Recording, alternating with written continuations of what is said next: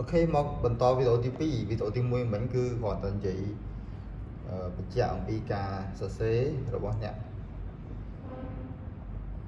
ផ្ដើមធ្វើដំបូងណាហ្នឹងហើយតោះឥឡូវយើងបន្តឥឡូវខ្ញុំលេងឲ្យតាមដំដោយតាមគំរូដែលបានសរសេរនៅក្នុង YouTube មួយនេះអូខេ Let's go តែបើសិនជាខ្ញុំលេងអរិញមិនខ្លួនឯងគឺខតហ្នឹងគឺអត់ដូចទេអត់ដូចការដែលខ្ញុំលេងទេឥឡូវគឺខ្ញុំដើរតាមហ្នឹងសិនណាហើយចាំខ្ញុំលេងបន្តខ្លួនវិញ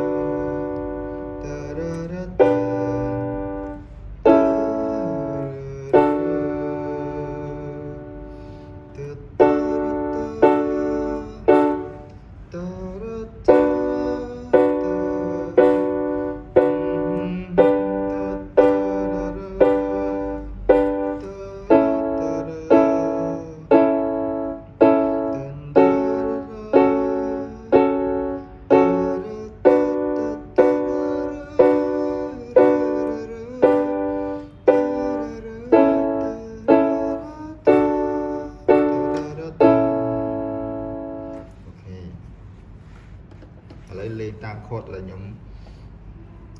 លេងផ្ទាល់ខ្លួនម្ដង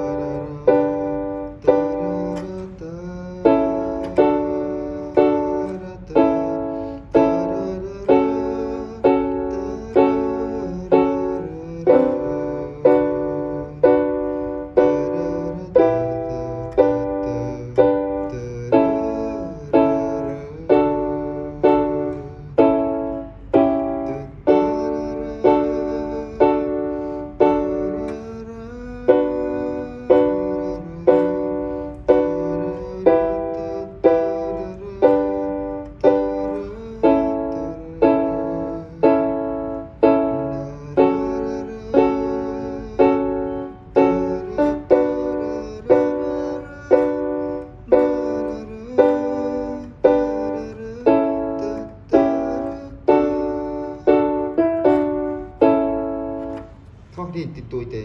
ខុសតែមួយ E minor មកជាទៅប៉ុណ្្នឹងឯងនៅក្នុង Battle Frank yes តែបើសិនជាលេខប្រគំអាចខុសជាងមកទៀតអូខេអញ្ចឹងការលេងរបស់យើងគឺតែងតែ quarter note ហើយនឹង whole note គឺយើងអត់បញ្ញាប់លេងអីផ្សេងច្រើនជាងហ្នឹងទេដោយសារតែបែបបទលេងគឺភាគច្រើនគឺយើងមានលក្ខណៈអញ្ចឹងឯងគ្រាន់តែនៅពេលមួយយើងអាចលេងជា melody យើងអាចលេងជា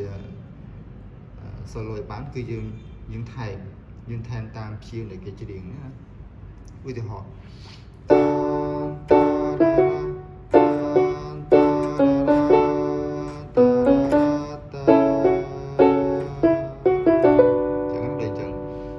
បន្តិចតា